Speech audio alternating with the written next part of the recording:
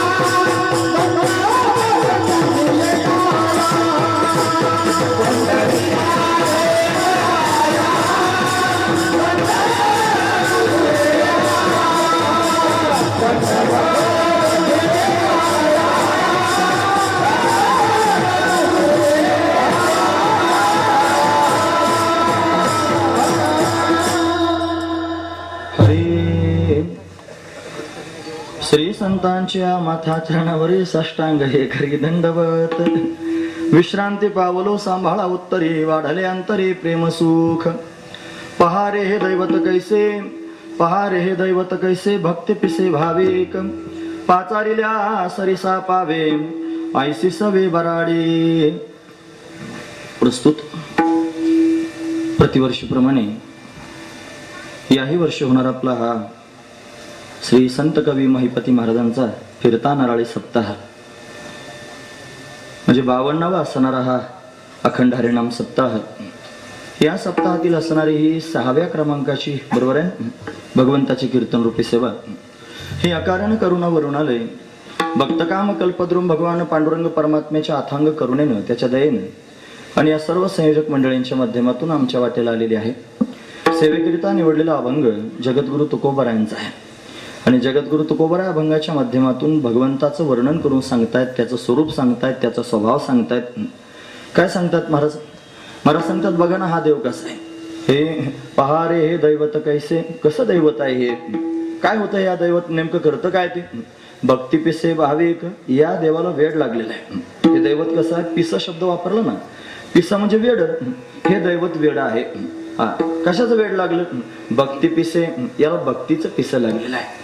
म्हणजे त्याचे भक्त त्याची भक्ती करतात आणि ती भक्ती केलेली त्याला आवडते आणि त्या भक्तीचं त्याला लागलेलं वेड म्हणून वेडा झाला लाचावला भक्तीचे, भक्तीला लाचावलेला हा देव आहे आणि म्हणून त्याला पिस शब्द वापरला. म्हणून त्यांनी भक्ती पिसे, आणि कसं पिसा आहे पुन्हा, भाविक. हे देव, त्याने हे जे देवता आहे ना स्वतःच भाविक आहे महाराज. भाविक हा शब्द नाही, भाविक शब्द आहे, तो भाविक आहे महाराज, देव स्वतः भाविक आहे. पहा हा देव कसा आहे, याला भक्तीचे वेड लागलेलं आहे आणि हा भगवान भाविक आहे. काय करतो भाविक आहे म्हणजे, त्याला वेड लागला म्हणजे नेमका काय करतो, पाचारिल्या सरिसा पावे, बोलावल्याबरोबर धावत येतो. हा, ऐसी सवे बराडी, अशी त्याची भोळी भाबडी आणि आशाळभूत असणारी सवय आहे. तो आशाळभूत असणारा देव आहे, त्याच्या पोटात भक्तांकडून आशा आहे आणि ती आशा पूर्ण करण्याकरिता त्यांनी भक्तांच्या मागे सारखा धावत राहतो, हा त्याचा स्वभाव आहे. म्हणून त्यांनी पाचारिल्या सरिसा पावे, बोलावल्याबरोबर लगेच येतो. ऐसी सवय, अशी आशाळभूत सवय त्याच्या पोटात असल्या कारणाने धावपळ करत राहतो. एखादं उदाहरण तरी सांगा, कुठे आला, कोणाकरिता आला, कसा आला. म्हटले हा वाळलेल्या लाकडातून सुद्धा प्रगट होतो, असा त्याचा स्वभाव आहे. हा, वाळलेल्या लाकडातून प्रल्हादाकरता प्रत्यक्ष प्रगट झाला. शुष्क काष्टी गुरुगुरी, हा, वाळलेल्या लाकडातून प्रगट होऊन गुरुगुर करू लागला, कोणत्याही प्रकारची लाज न धरता, लाज हरी न धरिता, कोणत्याही प्रकारची लाज न धरता भक्तांकरता हा वाळलेल्या लाकडातून सुद्धा गुरुगुरु करत नरसिंहाच्या रूपानं प्रत्यक्ष प्रगट होऊ शकतो, हा त्याचा स्वभाव आहे. पण तोच परमात्मा त्यांनी भक्तांकरता अनेक रूप धारण करतो. या भक्तांनी जर त्याला त्यांनी अर्धनारी नटेश्वराच्या रूपानं पाहण्याचा विचार केला तर त्या भक्तांच्या समोर तो त्या रूपामध्ये सुद्धा प्रत्यक्ष प्रगट होतो. तुका म्हणे अर्धनारी ऐसी धरी रूपडी, हा अशी अनेक रूप हा परमात्मा धारण करतो. असा या भगवंताचा स्वभावच आहे. आशाळभूत असणारा हा स्वभाव आहे, बराडी असणारा हा देव आहे. म्हणून त्याचं वर्णन जगद्गुरु तुकोबारा या अभंगाच्या माध्यमातून करून सांगतात. असा अभंगाचा सरळ अर्थ पाहण्याचा आपण प्रयत्न केला. विठोबा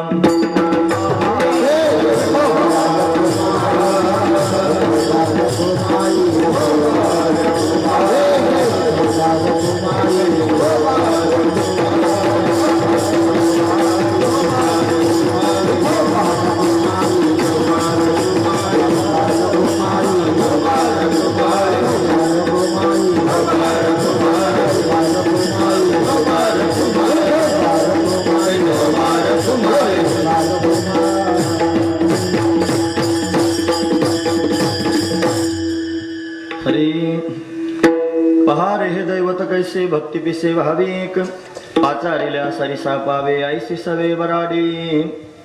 प्रस्तुत प्रतिवर्षी आपला हा श्री संत कवी महिपती महाराजांचा फिरता नारळी सप्ताह कोण्यातरी गावामध्ये होत असतो. अतिशय उत्साहात सर्वजण भाविक मंडळे हा सप्ताह संपन्न करतात. यावर्षी या कणगरवासी भाविकांना ते भाग्य प्राप्त झालं आणि त्यांच्या भाग्यानं महिपती महाराजांची सेवा करण्याचा हा योग त्या सर्वांना जुळून आला. एवढं मोठं नियोजन करणं, एवढा मोठा सप्ताह करणं हे त्याकडे सहजासहजी शक्य होण्यासारखं नसतं. पण तरी सुद्धा सगळ्याच गावांनी, पंचकृषींनी, सगळ्या लोकांनी त्यांनी अशा पद्धतीने मनावर घेतलं आणि म्हणून सर्वांच्या सहकार्यातून हा भव्यदिव्य असणारा सप्ताह आपल्या सर्वांना या ठिकाणी पाहायला मिळतोय. तालुक्यातील सगळीच महाराज मंडळी माझ्या डोळ्यासमोर दिसत आहेत. सर्वजण एकत्र येऊन अतिशय श्रद्धेनं भावनेनं त्यांनी महाराज एकजुटीनं हा सप्ताह या ठिकाणी संपन्न करतायत. याचं फार समाधान अशा पद्धतीने वाटतंय. सगळेच महाराज मंडळी माझ्या डोळ्यासमोर त्यांनी मला दिसतायत. कोणी एकाचं वर्णन करून बाकीच्यांना दुय्यम कशा करता करू म्हणून सगळेच मला पूजनीय वंदनीय आदरणीय आहेत. म्हणून या सर्वच महाराज मंडळींच्या वारकरी महाराज मंडळींच्या चरणावर मस्तक ठेवतो. मस्तक माझा पायावर या वारकरी संतांच्या आणि या सर्व संत महापुरुषांच्या चरणावर मस्तक ठेवून भगवंताचं गुणानुवाद अशा पद्धतीने करूया. विठोबा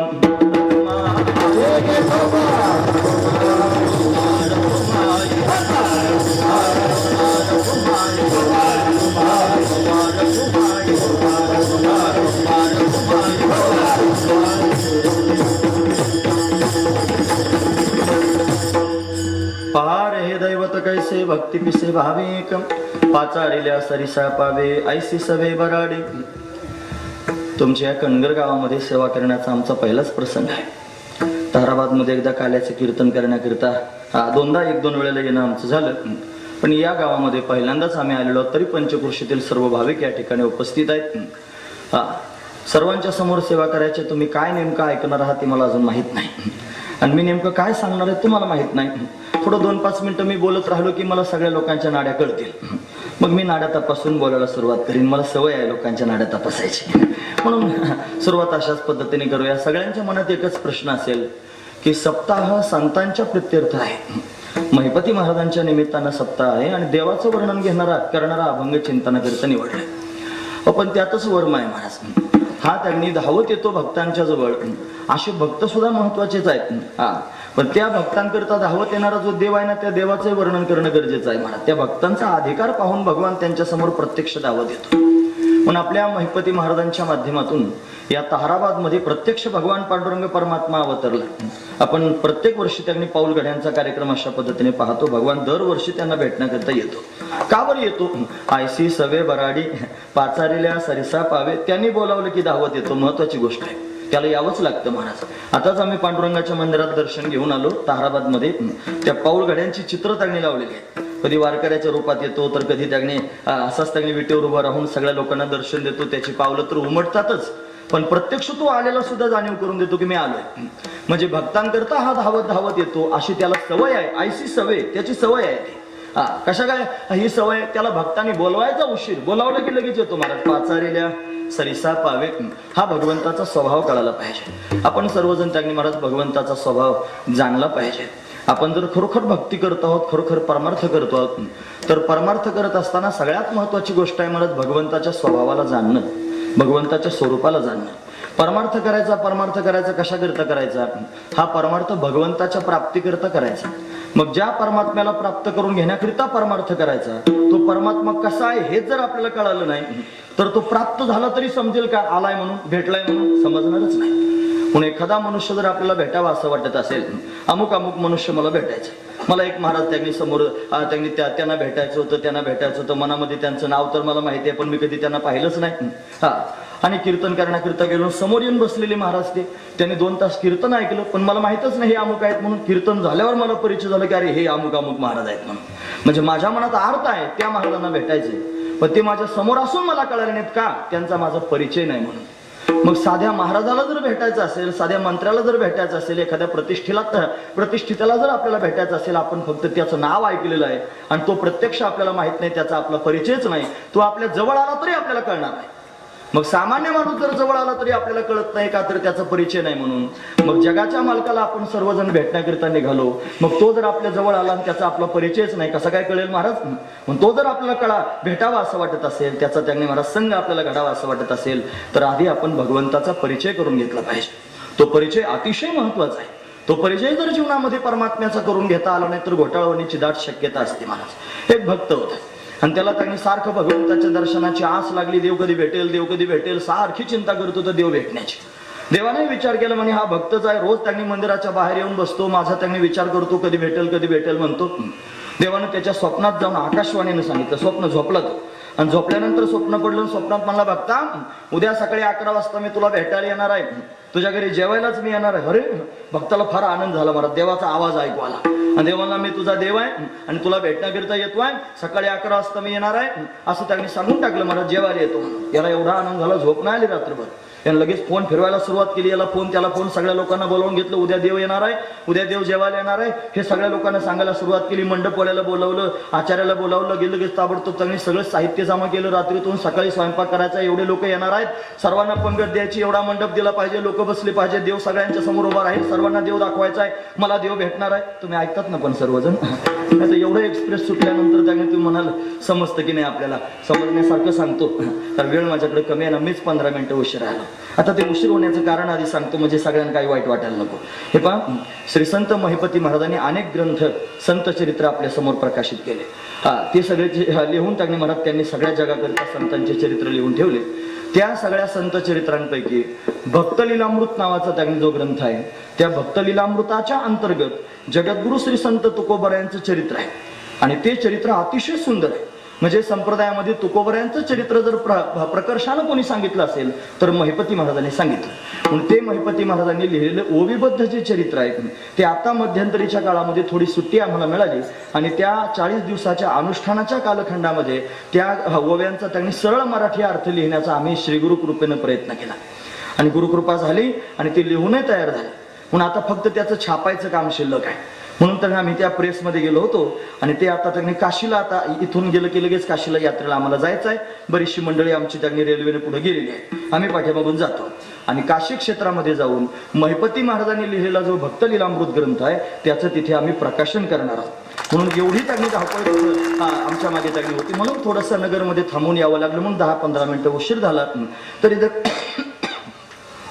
आपलं फार काट्यावर असेल तर बरोबर 9 वाजता थांबू आणि जर 10-15 मिनिटं तुम्ही सहन करणार असाल त्यावेळी तुमचे चेहरे पाहून तर आपण त्याने 9-9:15 वाजेपर्यंत बोलूया. म्हणजे आधी सांगितलेलं चांगलं असतं, नाहीतर बीपी वाढतो, कमी होतो, लो होतो वगैरे वगैरे सगळ्या गोष्टी अशा घडण्याची दाट शक्यता असते. मग उशिराचं कारण आधी सांगून टाकलं. भगवंताचा परिचय झाल्याशिवाय भगवान त्याने भेटत नसतो हे आपण पाहतो. देवाला त्या भक्ताची करुणा आली आणि म्हटलं मी उद्या तुला भेटायला येणार आहे. सगळेजण आले, त्यांनी महाराज मंडप त्यानं दिला, स्वयंपाक तयार केला, आचार्य आणला, सगळं जिथले तिथे झालं आणि 11 वाजता देवाची वाट पाहायला लागला. बरोबर देव 11 वाजता आला. महाराज आल्यानंतर सगळ्यात आधी त्यांनी महाराज एका पाहुण्याच्या रूपात आला. तुम्हाला बघा मी अमरावतीवरून आलोय पाहुणा आणि तुम्हाला भेटण्याकरिताच त्यांनी आलेलो आहे, पण आता त्यांनी मी आलोय गोष्ट खरी आहे पण फार दमून आलोय, म्हणलं मला भूक लागली, थोडंसं खायला देता का? तो म्हणला हे बघा तुम्ही अमरावतीहून आली मला माहिती आहे, फार दुरून आलात गोष्ट खरी आहे, पण मी तुम्हाला जेवायला देऊ शकत नाही. म्हणे का बरं? देव येणार आहे आणि देव आल्यानंतर त्याला आधी जेव घालीन मग तुम्हाला मी जेवायला देईन, तोपर्यंत तुम्ही थांबा. अरे म्हणलं मी मरायला लागलो, कसं तरी होतंय पोटात, दे ना मला खायला काहीतरी. नाही म्हणलं देणार नाही खायला, देव आल्याशिवाय कोणाला देत नाही. अमरावतीचा पाहुणा म्हणून आलो म्हणून खायला दिलं नाही मला. तो पाहुणा परत गेला. देव म्हणलं खायला देत नाही मला. पाहुण्याच्या रूपात देव आला. देवाने विचार केला तर दुसरं रूप घेतलं पाहिजे. देवानं भिकाऱ्याचं रूप धारण केलं, भिकारीच होऊन आला महाराज. फाटके तुटके कपडे अंगावर आहेत, पोटात भूक लागलेली, अशा अवस्थेत समोर आला. मला भूक लागलेली म्हणला, थोडंसं काहीतरी खायला दे ना असं म्हणायला लागलं. हा मला जमत नाही, तुला खायला देईन म्हणला मी, पोटभर खायला देईन, पण आता नाही, कधी आधी देव येऊ दे म्हणला. देवाला पोटभर खाऊ घातलं की मग तुला जेवायला देतो. कोण होता? भिकाऱ्याच्या रूपात देवच आला होता. आधी पाहुण्याच्या रूपात आला, म्हणले जमत नाही, मग भिकाऱ्याच्या रूपात आला, भिकाऱ्याच्या रूपात खायला दिलं नाही. देव मला याला वचन दिले 11 वाजता तुझ्या घरी येऊन काहीतरी खाईन. आणि आता हा त्यांनी स्वतःच मला खायला देत नाही, आता काय करायचं? देवानं कुत्र्याचं रूप धारण केलं आणि कुत्र्याचं रूप धारण करून मोठ्या डेगी भरून ठेवल्या होत्या, लापशी केली होती, भात झाला होता, सांबर त्यांनी उकळत होतं. या सगळ्या गोष्टी त्यांनी तयार होत्या. देव कुत्र्याच्या रूपात आला आणि आल्यानंतर त्यांनी स्वतःहूनच त्या लापशीच्या कडे त्यांनी तोंड घातलं महाराज आणि ती लापशी त्यांनी खायला सुरुवात केलं. यानेच पाहिलं, अरे अरे मला कुत्र तोंड घालायला लागलं. देव आला होता कुत्र्याच्या रूपात. इकडे इकडे पाहायला लागला हा भक्त. हातात त्यांनी काठी घेतली लांबलचक अशी चोपदारासारखी आणि घेऊन त्यांनी महाराज कुत्रा पाहिला. दानकान पाठी ते काठी घातल्याबरोबर कुत्रा मोठ्या मोठ्यानं ओरडत ओरडत त्यांनी पळाला महाराज. आता तिसऱ्यांदा आला होता, परत नाही आला. दिवसभर वाट पाहिली, पण देव म्हणून ज्याला त्यांनी पाहायचं त्याच्या मनात होतं, तो आलाच नाही महाराज. आणि मग त्यांनी सगळे लोक हळूहळू निघून गेले. मंडपही वस पडला, स्वयंपाक तसाच पडला, कोणाला खायला दिलं नाही. असाच उपाशी झोपला आणि परत स्वप्न पडले आणि स्वप्नात परत आवाज आला. म्हणे भक्ता भक्ता म्हणलं की धावला देवावर. आहे मला अजिबात बोलू नको. म्हणे का बरं? काल सगळी फजिती केली लोकांच्या समोर माझी, म्हणे येतो म्हणला ना अजिबात तू आला नाही, नामक झालं, सगळं बोलायला सुरुवात केली. देव म्हणलं हो हो हो, कूल डाऊन, जरा शांत हो म्हणलं थोडा. आलो होतो म्हणलं मी, तुला भेटण्याकरिता आलो होतो. कधी आला होतास? म्हणे एकदा नाही 3दा आलो. 3दा. एकदा अमरावतीचा पाहुणा होऊन आलो, तो मला खायला दिलं नाहीस वेड्या. एकदा भिकारी होऊन आलो, तू मला खायला दिलं नाहीस. म्हणलं जाऊ द्या, असा खायला देत नाही, स्वतःहून खावं म्हणून कुत्र्याच्या रूपात आलो.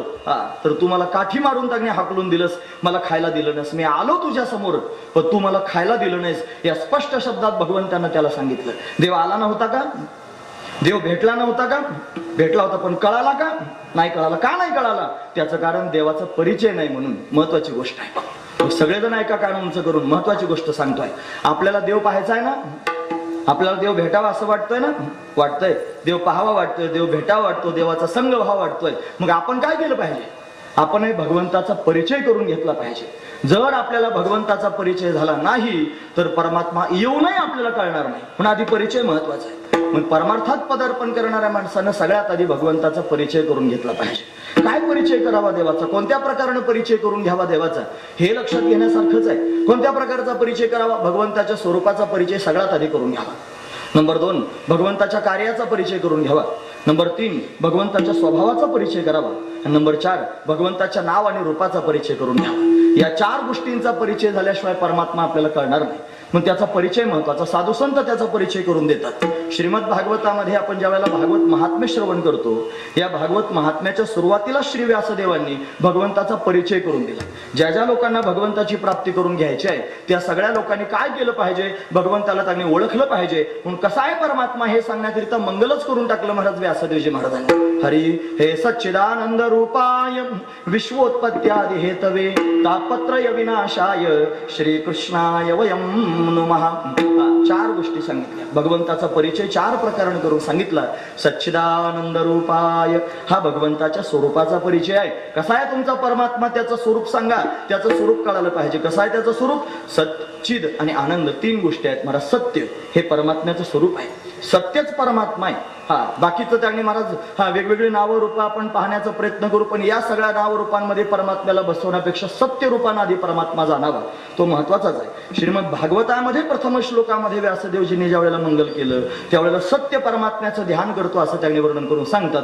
हरी हे जन्माद्यस्य यतोऽन्वयादितरतच्चार्थेष्वभिज्ञस्वराट् तेने ब्रह्महृदाय आदि कवयो मुह्यन्ति यत् सूर्या तेजो वारिमृदां यथा विनिमयो यत्र त्रिसर्गो मृषा धाम्ना स्वेन सदा निरस्तकुहकं सत्यं परं धीमहि सत्यं परं धीमहि सत्यं परं धीमहि. सत्य तत्वाचं मी ध्यान करतो असं व्यासदेवजी महाराज. परमात्मा सत्य आहे. तो सत्य का बरं म्हणावला जातो? सत्य म्हणावं कशाला असं जर तुम्ही म्हणत असाल तर शास्त्रीय परिभाषेतून जर वर्णन करून सांगायचं ठरलं तर गुरुजी वर्णन करून सांगायचे. गुरुजी म्हणजे वैकुंठवासी रंगनाथ महाराज परभणीकर फार गोड वर्णन करायचे. ते म्हणायचे सत्य म्हणावं कशाला? त्रिकाल अबाधितत्वम सत्यत्वम. ज्याचा 3ही कालात बाध होत नाही त्याला म्हणायचं सत्य. नाश होत असतो क्रियेनं आणि बाध होत असतो ज्ञानानं. महत्वाची गोष्ट आहे. म्हणून त्यांनी त्या प्रक्रिया मला सांगायच्या नाही, पण ज्याचा त्यांनी 3ही काळात बाध होत नाही असं एक तत्व आहे आणि त्या तत्वाचं नाव आहे सत्य तत्व. सत्य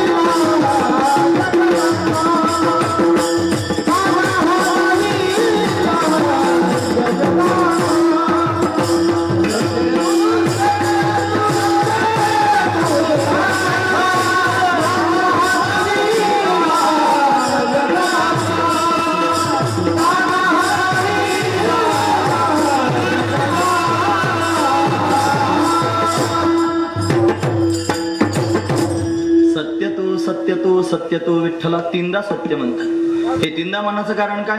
तोच काळ सत्य होता, तो आज सत्य आहे आणि तो उद्या तोच सत्य राहणार आहे. त्याच्या वाचून इथे सत्य काय नाही, ते त्याचं स्वरूप आहे. म्हणून सत्य चैतन्य स्वरूप आणि आनंद स्वरूप परमात्माच आहे. हे त्याच्या स्वरूपाचा परिचय आहे. तुम्हाला जर कोणी विचारलं तुमचा देव कसा आहे तर छातीला हात लावून सांगता आला पाहिजे आमचा देव सच्चिदानंद स्वरूप आहे. आनंद अद्वय नित्य निरामय जे का निज ध्येय योगी यांचे असं त्यांनी परमात्म्याविषयी बोललं जातं. ते हे समचरण साजिरे विटेवरी किंवा सत्य ज्ञानानंत गगनाचे प्रावरण नाही रूपवर्ण गुण जेथे तो हारे श्रीहरी पाहिला डोळे भरी पाहता पाहणे दुरी सारोनिया. कसा आहे परमात्मा? सत्य स्वरूप आहे, ज्ञान स्वरूप आहे, अनंत स्वरूप आहे, गगनासारखा व्यापक आहे, ज्याला नाव रूप नाही, निर्गुण निराकार आहे. हे परमात्म्याचं स्वरूप आहे. पण स्वरूपाचा परिचय करून घेणं गरजेचं आहे. श्रीगुरूंच्या माध्यमातून हा परिचय होत असतो महाराज. परमात्म्याला सत्य समजणं, चैतन्य स्वरूप समजणं, आनंद स्वरूप समजणं, हे जे समजणं आहे हे त्यांनी वेदाच्या वाक्यानं कळत असतं. वेदामध्ये जे वाक्य आहेत त्या वेदातल्या वाक्याला त्यांनी महाराज केवल वाक्य म्हणायचं. या केवल वाक्यात पुन्हा दोन वाक्य आहेत, अवांतर वाक्य आणि एक महावाक्य आहे. अवांतर वाक्यामध्ये फक्त जीव स्वरूपाचं किंवा फक्त परमात्मा स्वरूपाचं वर्णन केलं जातं आणि महावाक्यामध्ये जीव आणि परमात्मा एकच आहे असं वर्णन करून सांगितलं जातं. म्हणून चार असणारे महावाक्य आहेत. तत्वमसि ते ब्रह्म तू आहेस, अहम ब्रह्मास्मी मी ब्रह्मरूप आहे, प्रज्ञानम ब्रह्म ज्याच्यामुळे त्यांनी ज्ञान होतं ते ब्रह्म आहे आणि अयम आत्मा ब्रह्म हा आत्माच ब्रह्म आहे. हे महावाक्य आहेत. त्याला त्यांनी महाराज महावाक्य म्हणावं. हे ऐक्य सांगणारे आहेत. आणि फक्त परमात्मा स्वरूपाचं वर्णन त्यांनी करणारे काही वाक्य आहेत महाराज. यो वै भूमा तत्सुखम नाल्पे सुखमस्ती असं आपण म्हणतो. भूमा ब्रह्म आणि ब्रह्मच सुखरूप आहे हे वर्णन करणारं सुद्धा वाक्याचं याला केवल वाक्य म्हणत जावं, अवांतर वाक्य म्हणत जावं. म्हणून त्यांनी महाराज वेदामध्ये असंही वर्णन करून सांगितलं जातं. पण तो सत्य आहे, तो चैतन्य स्वरूप आहे, तो आनंद स्वरूप आहे, हे त्याचं स्वरूप आहे. असा स्वरूपाचा देवाचा परिचय श्रीगुरूंच्या माध्यमातून आपण करून घेत जावा. त्याच्याशिवाय तो त्यांनी महाराज होत नसतो. नंबर 2, त्याचं कार्य काय आहे? काय काम करतो परमात्मा? संपूर्ण विश्वाला निर्माण करतो. हा जयापासून सकळ महिमंडळ हे झाले तो एक पंढरीचा राणा नय अनुमान श्रुतीशी असं वर्णन करून सांगितलं जातं. जेणे हे विश्व निर्मिले महर्षी ब्रह्मा संस्थापिले 21 स्वर्गाते धरले सत्ता मात्रे आपुल्या. काय काम करतो तुमचा देव? विश्व निर्माण करण्याचं काम करतो आमचा देव. हा मग नंतर त्यांनी म्हणत त्याचा स्वभाव कसा आहे ते तरी सांगा. मग भगवंताच्या स्वभावाचा परिचय त्यांनी करून सांगितला. तापत्रय विनाशाय 3 तापांचा नाश करतो. आध्यात्मिक ताप, आदिभौतिक ताप, आदिदैविक ताप 3 प्रकारचे ताप आहेत. या 3 तापांचा नाश करतो. आध्यात्मिक ताप म्हणजे शारीरिक व्यथा, आदिदैविक ताप म्हणजे देवतांपासून होणारे त्यांनी महाराज व्यथा आणि पुढे काय आदिभौतिक ताप. हे भौतिक ताप म्हणजे भौतिक पदार्थांपासून होणारा उपद्रव. या 3 प्रकारच्या तापांपासून जो मुक्त करून टाकतो तो असणारा परमात्मा त्याचा स्वभाव आहे. त्याला एकदा पाहिलं रे पाहिलं की सगळेचे सगळे पाप ताप निघून जातात. हे मागील परिहार पुढे नाही.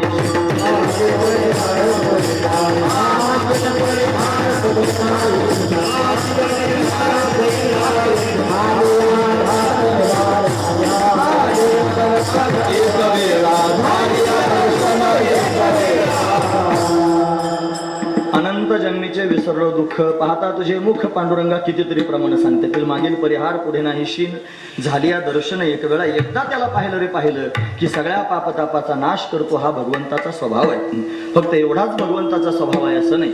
अजून भगवंताच्या स्वभावाची अंग आपल्याला पाहता येतील. पण चौथा परिचय आधी करून घेऊन मग त्याच्या स्वभावाच्या अंगांमध्ये प्रवेश करू. तुकोबराने त्याचा स्वभावच वर्णन करून सांगायचं महत्वाची गोष्ट आहे. मग कसा दिसतो तुमचा देव? काय नाव आहे तुमच्या देवाचं?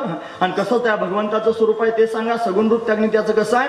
मग सांगितलं श्रीकृष्णाय वयं नमः. त्याला श्रीकृष्ण म्हटले. फक्त कृष्ण नाही म्हटले महाराज, श्रीकृष्ण म्हटले. हा जो श्री शब्द आहे ना हा राधाराणीचा वाचक शब्द आहे महाराज. हा श्री म्हणजे त्यांनी राधाराणी. राधे सहित कृष्ण परमात्म्याची वंदना श्री व्यासदेवजी या ठिकाणी करतात. कृष्ण रूपानं त्यांनी पाहायचं जर असेल तर तो सगळ्या जगाला आकृष्ट करून घेणार आहे. व्याकरणाच्या दृष्टीने जर पाहिलं तर कृष्ण नावाच्या धातूपासून कृष्ण हा शब्द तयार झाला. कृष्ण कर्षती इति कृष्ण. हा जो सर्वांना आकृष्ट करून घेतो त्याचं नाव आहे कृष्ण. आणि तोच त्यांनी महाराज कन्हैया मुरलीधर आहे. देहुडा चरण उभा राहतो आणि सगळ्या जगाला आपल्याकडे वेधून घेतो असा असणारा तो कृष्ण आहे. आणि त्या परमात्म्याला आपण जाणलं पाहिजे. म्हणजे 4 प्रकारचा परिचय आपल्याला झाला. पहिला परिचय झाला तो स्वरूपाचा परिचय. तो कसा आहे? सच्चिदानंद स्वरूप आहे. हे कळालं की देव कळेल महाराज, आलेला कळेल. महत्वाची गोष्ट आहे. काय काम करतो? जगाला निर्माण करतो. स्वभाव कसा आहे? 3 तापांचा नाश करतो. आणि स्वरूप कसं आहे? कृष्ण रूपामध्ये प्रत्यक्ष देहुडाचरण भक्ताच्या समोर मुरली वाजवणारा, त्यांनी मोर मुकुट धारण करणारा परमात्मा प्रत्यक्ष प्रगट होतो. हा त्याच्यामध्ये बाह्य असणाऱ्या अंगाचा म्हणजे त्यांनी तटस्थ लक्षणाचा असणारा हा परिचय आहे. असा परिचय भगवंताचा जोपर्यंत कळत नाही आणि तोपर्यंत त्यांनी महाराज भगवान आपल्याला जवळ आला तरी समजणार नाही. म्हणून या सगळ्या परिचयाला आपण जाणून घेतलं पाहिजे. आता हे फार धावत्या वेगानं आपल्या सर्वांच्या समोर झालं. हे शास्त्रानं सांगितलेलं मी तुमच्या समोर सांगितलं. पण साधू संतांनी प्रत्यक्ष अनुभवानं संपन्न होऊन जे सांगितलं ते सुद्धा ऐकण्यासारखं आहे. पण साधू संतांचे अनुभव सुद्धा पाहिले पाहिजेत. कसा आहे हा भगवान? ते म्हटले हा भगवान वेडा आहे. अरे म्हणे वेडा आहे, कसं काय वेडा झाला? हा भक्तांकरता वेडा झालेला आहे. त्याला त्याचे भक्त फार प्रिय वाटतात आणि या भक्तांकरता सर्व काही करण्याकरिता तयार होतो. महाराज भक्त म्हणतील तसं करतो, नवे नवे भक्तांच्या मागे मागेच फिरतो. महाराज वर्णन सांगतात, हे म्हणून हिंडे मागे मागे, म्हणून हिंडे मागे मागे,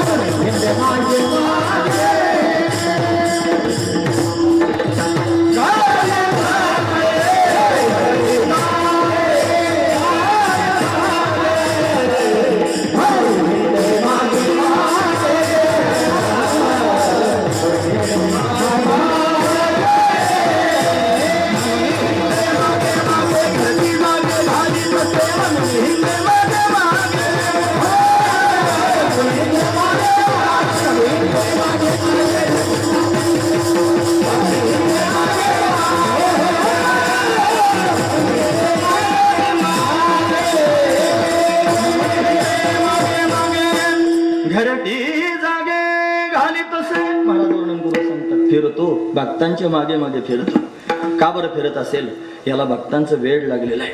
म्हणून अशा अंगानं परमात्मा कळावा. साधा संसार जर आपल्याला करायचा असेल तर संसारामध्ये त्याने पती पत्नीला एकमेकाचा स्वभाव कळावा लागतो आणि मग त्याने मला संसार सुखाचा होतो. तसा परमार्थ जर करायचा असेल तर परमार्थामध्ये सुद्धा त्याने मला परमात्म्याचा स्वभाव कळावा लागेल आणि त्याचा स्वभाव कळाल्यानंतर परमार्थ त्याने मला शेवटच्या टोकाला जाईल. महत्वाची गोष्ट आहे. मग परमात्म्याचा स्वभाव कोण सांगू शकतं? ज्याने जवळून परमात्म्याचा स्वभाव पाहिला, ज्याने परमात्मा अनुभवला, ज्यांना परमात्मा प्राप्त झाला, ज्यांना परमात्म्याची संगती त्यांनी प्राप्त झाली, जे परमात्म्याबरोबर बोलले, ज्यांना परमात्म्याचा अंग संग झाला आणि तेच परमात्म्याचा स्वभाव सांगू शकतात. हे मग ते कोण आहेत असे त्यांनी सांगणारे? ते जर असतील कोणी तर संत आहेत महाराज. म्हणून जगद्गुरु तुकोबाराय संत आहेत आणि सगळ्या जगाला भगवंताचा हा परिचय सांगतायत. काय सांगतायत भगवंताचा परिचय? ते म्हणतात पहा ना हे दैवत कसं आहे. म्हणे कसं आहे? हे त्यांनी भक्तीचं वेड लागलेलं असं भाविक असणार हे दैवत आहे. याच्या पोटात भाव आहे, भक्तांविषयीचा भाव पोटामध्ये धारण करतो आणि भक्तांच्या मागे मागे वेड्यासारखा फिरतो. अभंगाच्या पहिल्या चरणात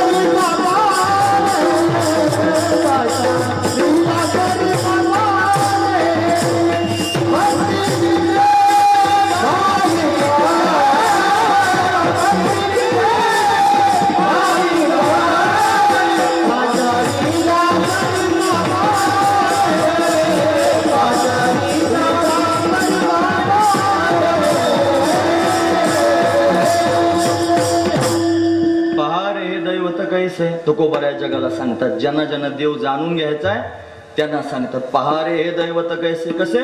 स्वरूपाच्या दृष्टीने पाहिलं तर सच्चिदानंद स्वरूप आहे आयसे.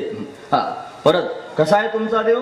म्हणे पहा रे हे दैवत कैसे. कार्याच्या दृष्टीने पाहत असाल तर विश्वाला निर्माण करतो आयसे, म्हणून विश्वाला निर्माण करणारं हे दैवत आहे. पहा रे हे दैवत कैसे. कैसे? ते त्याने मला त्याचं दर्शन झाल्याबरोबर 3 तापांचा नाश करतं आयसे.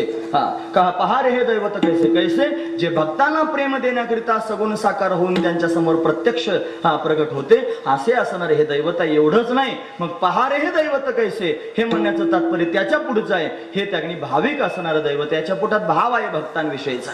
भोळ्या भाबड्या भावनेनं भक्तांची सेवा करतो, त्यांची पूजा करतो, त्यांच्या मागे मागे फिरत राहतो. हे भक्त त्याला अतिशय प्रिय आहेत. वास्तविक पाहता हा सच्चिदानंद स्वरूप आहे, म्हणजे संपूर्ण जगताचा अधिष्ठान आहे, व्यापक आहे, सर्वाधिष्ठान स्वरूप असणारा हा परमात्मा. पण त्याचं स्वतःच मोठेपण विसरून हा भक्तांच्या मागे मागे फिरून त्याने महाराज भक्तांना आपलंसं करण्याचा प्रयत्न करतो, त्यांचं प्रेम प्राप्त करून घेण्याचा प्रयत्न करतो. असं असणारं भाविक आहे. याचा भाविकपणा भक्तांच्या समोर गेल्यानंतर प्रत्यक्ष प्रगट होतो. याचं वेड भक्तांच्या समोर गेल्यानंतर प्रत्यक्ष प्रगट होतो. महाराज जसं त्याने महाराज गोपिकांच्या बरोबर या भगवंतानं महारास केलेली आहे आणि महारास करण्याच्या आधीचा प्रसंग आहे का तुम्ही ऐकतात ना सर्वजण महत्वाची गोष्ट आहे ज्या वेळेला भगवान रासलीला करत होता आणि रास करत असताना गोपिकांच्या अंतकरणाची स्थिती मोठी विलक्षण आहे गोपिका भगवंताच्या समोर प्रेम मागण्याकरिता गेल्या होत्या प्रणय गीत गात होत्या मैवम विभोर हती भवान गदितुम नृशंशम संत्यज्य सर्व विषयान स्तव पादमूलम असं गोपिका म्हणत होत्या तुझ्याकरिता सर्वस्वाचा त्याग करून आलो असं म्हटल्यावर भगवान त्यांनी रासलीला करू लागला गोपिकांबरोबर रासलीला त्यांनी होत असताना गोपिकांना अहंकार झाला आणि अहंकार झाल्यानंतर अभिमान त्यागणी महाराज मोठा वाईट असतो तो कशातही आला तरी घातकच ठरतो परमार्थामध्ये मान चालतो पण अभिमान चालत नाही परमार्थात मान असावा माऊलींच्या सोहळ्याबरोबर जाताना चोपदाराला मान असतो घोड्याला मान असतो बैलाला मान असतो आपदागिरीवाल्याला मान असतो प्रत्येकाला मान आहे महाराज मान चालतो अभिमान चालत नाही गोपिकांना झाला अभिमान आणि अभिमान झाला म्हणून भगवान त्या गोपिकांना सोडून निघून गेला तो निघून गेल्यानंतर गोपिकांच्या अंतकरणाची स्थिती मोठी विलक्षण झाली तन्मनस्का तदास्लापा तदविचेष्टा तदात्मिका तद्गुणा नैव गायंतो नात्मागारा आणि सस्मरू अशी त्यांनी अवस्था गोपिकांची झाली त्या त्यांनी भगवंताचं चिंतन करता करता भगवत रूप झाल्या पुनपुलिनमागत्य कालिंद्या कृष्ण भावना समवेता जग कृष्ण तदागमन कांक्षिता भगवंताच्या आगमनाची अपेक्षा करून भगवंताचं गीत गाऊ लागल्या जयति तेधिकम जन्मना व्रज श्रय इंदिरा शश्वदत्रहीं दैत दृश्यतां दिक्षुतावकां स्वये धृता सव स्वां विचिन्वते शरदुदाशये साधुजात सत सरसी जोदर श्रीमुषा दृशा लांबलचक असणारं गोपी गीत आहे त्यातला भाव सर्वांच्या समोर सांगितला पाहिजे गोपिकांनी अंतकरणातला भाव प्रगट केला भगवंता आम्हाला सोडून निघून गेलास तुझ्या वाचून करमत नाही रे हे मन वेडे रमतची नाही मज कृष्ण भेटवावा मज कृष्ण भेटवावा मन वेडे रमतची नाही तुझ्या न माझ्या भेटीसाठी सागर कुठे हरवला कान्हा रे भेट दे ना मला कृष्णा रे भेट दे ना मला कान्हा रे भेट दे ना मला भगवंताला हाक मारू लागल्या कान्हैया रे जगजेठी दे भेटी एक वेळा काया मुकलेले वने सावजांनी विरढिले आणि असं म्हटल्यानंतर परमात्मा प्रत्यक्ष प्रगट झाला गोपिकांच्या समोर आणि प्रगट झाल्यानंतर गोपिका सरसावल्या तासाम आविर्भूत शौरी स्मयमान मुखांबुजा पीतांबर भरसगवी साक्षान मनमथ मनमथ कामदेवाच्या मनाचं मंथन करणारा परमात्मा प्रत्यक्ष गोपींच्या समोर उभा राहिला देहुडाचरण त्याने बनसीवाला भगवान डोळे भरून पाहिला आणि पाहिल्यानंतर त्याने महाराज गोपिका व्याकुळ झाल्या त्याच्या समोर सरसावल्या कुणी पायाला मिठी घातली कुणी त्याच्या गळ्यात हात घातला कुणी त्याने महाराज त्याच्याकडे रागाने पाहू लागलं कुणी हसून बोलू लागलं एकीनं त्याने ओढणी खाली अंथरली भगवान त्याच्यावर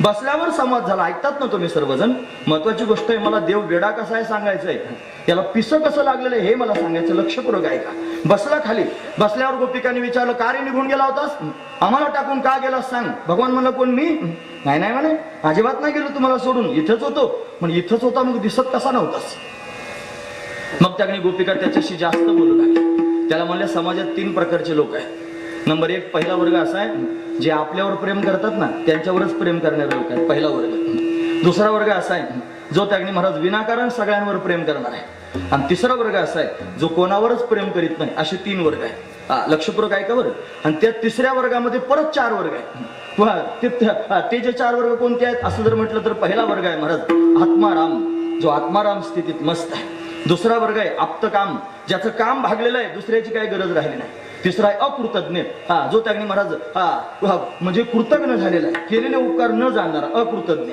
आणि चौथा आहे गुरुद्रोही गुरुद्रोही म्हणजे काय ज्यानं आपल्यावर उपकार केले त्याच्यावर अपकार करणारा एक वर्ग आहे महाराज असे 4 वर्ग समाजात आहे म्हणजे तिसऱ्या वर्गात परत 4 वर्ग आहे मग असे लोक जर समाज आहेत त्या लोकांपैकी तू कोणत्या प्रकारचा आहेस ते मला सांग भगवान म्हणले मी याच्यापैकी कोणत्याच प्रकारचा नाही असं ज्या वेळेला बोलायला सुरुवात केली ना मग कसा आहेस तू म्हणे मी विनाकारण तुमच्यावर प्रेम करतो प्रेमच करत राहतो महत्वाची गोष्ट आहे भगवान त्यांनी सांगतो मी तुमचा आत्माचा आहे तुमच्यापासून कधी दूर नाही असं बोलायला सुरुवात केली मग काय झालं माहिती आहे मग का गेला होता सोडून आम्हाला सांग भगवान म्हणला मी गेलोच नव्हतो तुमच्या जवळच होतो आणि अदृश्य होऊन गुप्त रूपानं तुमच्या अवतीभोवती फिरत होतो मग गोपिका म्हणे का बरं फिरत होतं गुप्त रूपानं मग काय म्हणलं माहिती आहे मी पाहत होतो तुम्ही कशा रडत होतात माझ्याकरता मी पाहत होतो तुम्ही माझ्याकरता कशा कासावीस होत होतात, मी पाहत होतो तुम्ही माझ्याकरता कशा व्याकुळ होत होतात.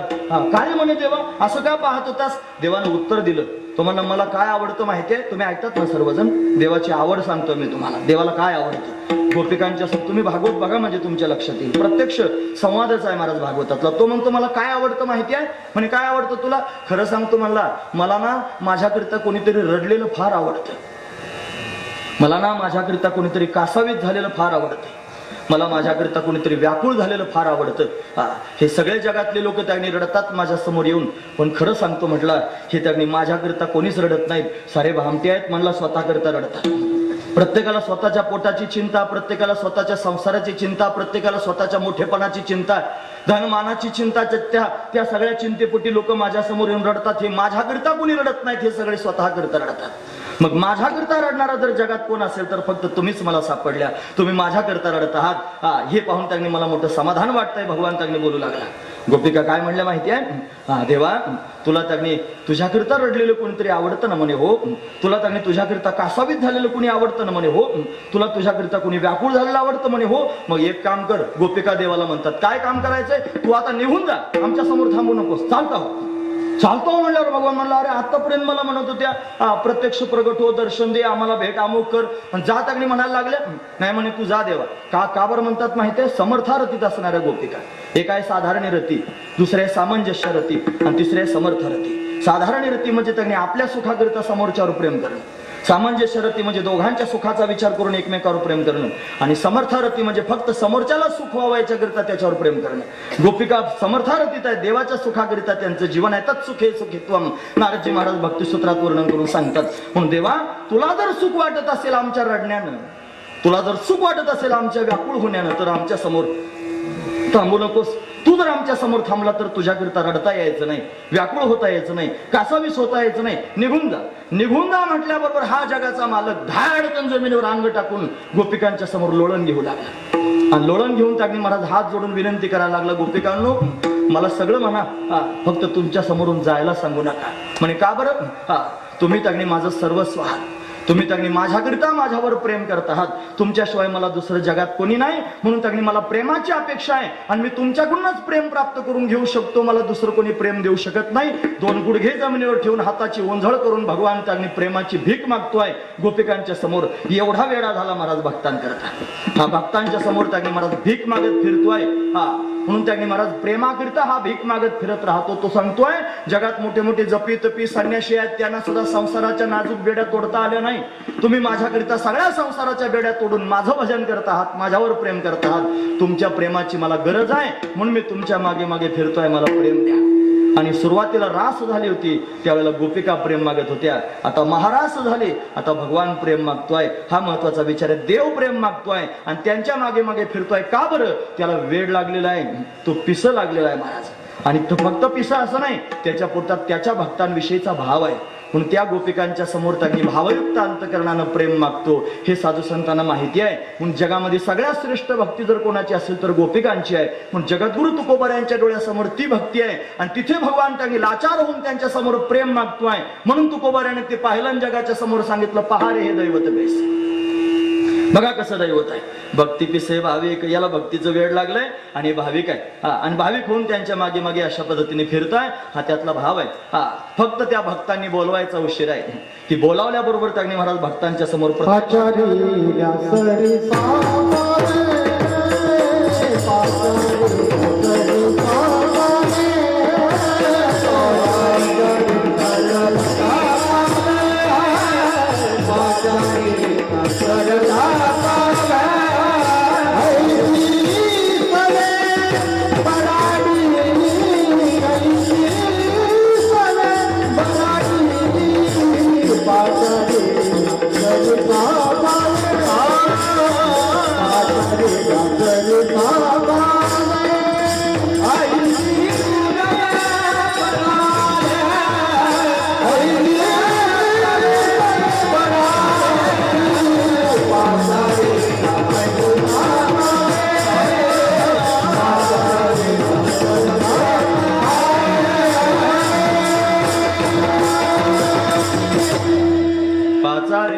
सरिसा पावे ऐसी सवे बराडी. त्याला बोलावलं की भक्तांकडे तो धावत येतो महाराज. फक्त बोलवायची गरज आहे.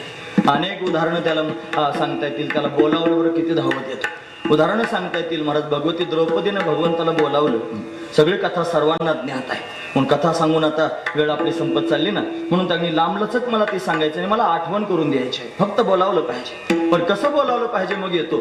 ज्या दिवशी भक्ताच्या जीवनामधले बाकीचे सगळे दरवाजे बंद होतील, त्या दिवशी भगवंताचा दरवाजा उघडेल. तो येत असतो महाराज. पण ज्या दिवशी भक्ताच्या पोटामध्ये त्यांनी महाराज जगातली कोणतीच प्रकारची आशा शिल्लक राहणार नाही. जगातल्या कोणाच व्यक्ती करून आशा शिल्लक राहणार नाही. आणि त्यावेळेला जर हाक मारली तर येतो महाराज. नाही तर पोटात जर त्यांनी आशा शिल्लक असेल कोणाविषयीची तरी देव येत नाही महाराज. महत्वाची गोष्ट आहे. पण भक्त असा असावा त्याच्या पोटामध्ये कोणी पाणी पाजण्याची सुद्धा आशा नसावी. मेल्यानंतर कोणी जाळायला येण्याची सुद्धा अपेक्षा नसावी. तुम्ही ऐकतात ना सर्वजण माझं म्हणणं. महत्वाचा मुद्दा मी सांगतोय. जे निष्ठावान वारकरी असतील, अंतकरणापासून भगवंतावर प्रेम करणारे असतील, त्यांनी कान उंच करून ऐका. देव येईल. कोणाकरता येईल? ज्या दिवशी सगळ्या जगाची आस टाकून मोकलोनी आस सर्व भावे झालो दास. तुका म्हणे तूच खरा येर वावगा पसारा. हे ज्या दिवशी कळेल आणि जगाची काहीच आशा शिल्लक राहणार नाही, त्या दिवशी भगवान येईल महाराज. कौरवे पांचाळी सभे माझी आणली. तिला आणलं महाराज. पण ती त्यावेळेला सगळ्या लोकांच्या समोर विनवणी करत होती. धृतराष्ट्राच्या समोर ती त्यांनी महाराज भीष्माचार्य, द्रोणाचार्य, कृपाचार्य सगळ्याला म्हणत होती मला वाचवा. कोणी तिला वाचवलं नाही. खाली माना सगळ्यांनी घातल्या. तोपर्यंत तिला यांच्याकडून आस होती. महत्वाची गोष्ट. देव आला नाही महाराज. म्हणजे हक्काचे 5 नवरे आहेत म्हणून लोकांच्या बायाला एक एकच नवरा असतो. मला 5 आहेत. महत्वाची गोष्ट आहे. आणि एवढे 5 नवरे असून लोकांकडे का हाक मारते आम्ही म्हणून सगळ्या पतींकडे पाहिलं. त्यांनी खाली माना घातल्या. आता काय करायचं? आणि मग त्यांनी महाराज स्वतःच्या बळावर विश्वास ठेवला. म्हणली मी स्वतःचं संरक्षण करीन. दुःशासनाच्या अंगात 10,000 हत्तीचं बळ होतं महाराज. पण त्याच्या समोर त्यांनी टिकणं काय सोपं होतं काय? दातात पदर धरला पण त्यानं ओढला जोरात. आणि ओढल्याबरोबर एकाच क्षणात तिला कळालं की माझा भगवान त्यांनी मला टाकणार नाही. सगळ्या जगानं टाकलं तरी. पण हात उंच केले आकाशाच्या दिशेनं. पूर्वीच्या काळात वारकरी उंच हात करायचे महाराज. बोला पुंडलिक वरदा हरी विठ्ठल श्री ज्ञानदेव तुकाराम असं म्हणायचे. आणि मग सगळे वर हात करायचे. आता लाज वाटते वारकऱ्यांना. वारकऱ्यांमधली फॅशन बदलत चालली आता. दिवसेंदिवस सगळे त्यांनी महाराज हे प्रमाण बदलत चालले. आणि जर त्यांनी तुम्हाला खोटं वाटत असेल माझं प्रमाण, तो गोरोबा काकांचे हात तुटले होते की नाही? सगळे लोक हात वर करून भजन करत होते. गोरोबा काकांनी खाली ठेवले होते. म्हणून विचारलं नामदेव महाराजांनी तुमचे हात खाली का बरं आहेत? मग म्हणले त्यांनी मला हातच नाहीत म्हणे. हात वर करा भजन करा. परत हात फुटले. महत्वाची गोष्ट आहे. म्हणजे हे आता बदलायला लागलं. पूर्वीचे वारकरी फेटा बांधायचे. आता आपण टोपीवर आलो. पूर्वीचे वारकरी धोतर नेसायचे. आता आपण पॅन्ट घालायला लागलो. आता पायजामे तरी जरा बरे आहेत निदान. पण त्यांनी महाराज आता बिघाड होत चालला ना हळूहळू हळूहळू सगळं त्यांनी संप्रदायातले नियम बिघडत चालले. लोक लिखित नियम पाळत नाहीत महाराज आता. लोक हे बाहेरचे सगळे नियम पाळायचे. आम्ही जर कीर्तनामध्ये चालू कीर्तनात एखादं भजन म्हणलो आणि ते जर संतांच्या प्रमाणामधलं नसलं तर अशी आग होते महाराज. वकारच घालायला सुरुवात करतात लोक. म्हणे हे संतांचं प्रमाण नाही. संतांचे प्रमाणच फक्त कीर्तनात घ्यायचे म्हणे. संप्रदायाचा नियम आहे. मग नियमच जर त्यांनी संप्रदायाचे पाळायचे असतील सगळेच पाळायचे. मग लोकांचे डबुले घेऊन कशाला जायचं? लोकांचं शेण खात कशाला हिंडायचं? मग ते काय संप्रदायाचे नियम नाहीत का? हे सगळे नियम पाळायला का रोग उठला का? आणि मग या सगळ्या भगवंताच्या भजनाला त्यांनी महाराज तुम्हाला नियम आडवे येतात. आणि बाकीच्या सगळ्या गोष्टींकरता तुम्ही नियम पाळत नाहीत. कशा करिता? नियमच जर पाळायचे असतील सगळेच नियम पाळायचे. ज्याला नियमच माहिती आहेत त्याने त्यांनी समोर यायचं आणि अख्खेच नियम सांगायचे लिखित काय काय आहे ते मला सगळे माहिती आहे. महत्वाची गोष्ट आहे. असू द्या आता ते लांब जाईल.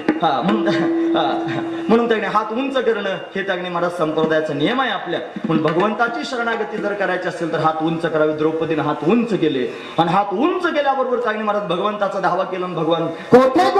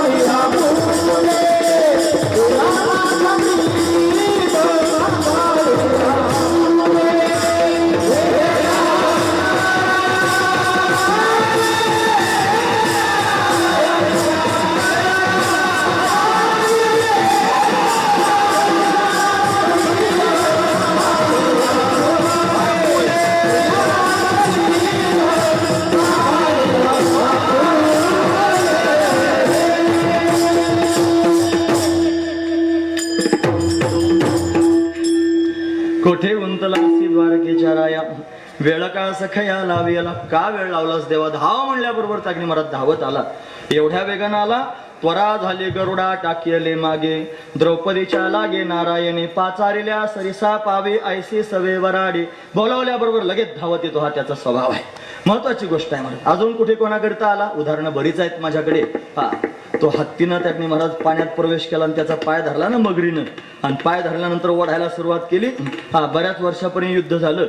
त्या हत्तीचे सगळे नातेवाईक जमा होते. त्याला 2000 बायका होत्या हत्तीला, आणि त्या प्रत्येक बायकोला 2-2 मुलं होते, आणि त्या प्रत्येक मुलाला 2-2 त्यागणी महाराज बायका होत्या, आणि पुन्हा त्यागणी महाराज त्यांना 2-2 मुलं होती. हा, म्हणजे त्याला नातवंड. आता गणित तुम्ही नंतर करा घरी, केवढा परिवार होता. एवढा सगळा परिवार त्याच्या बरोबर होता.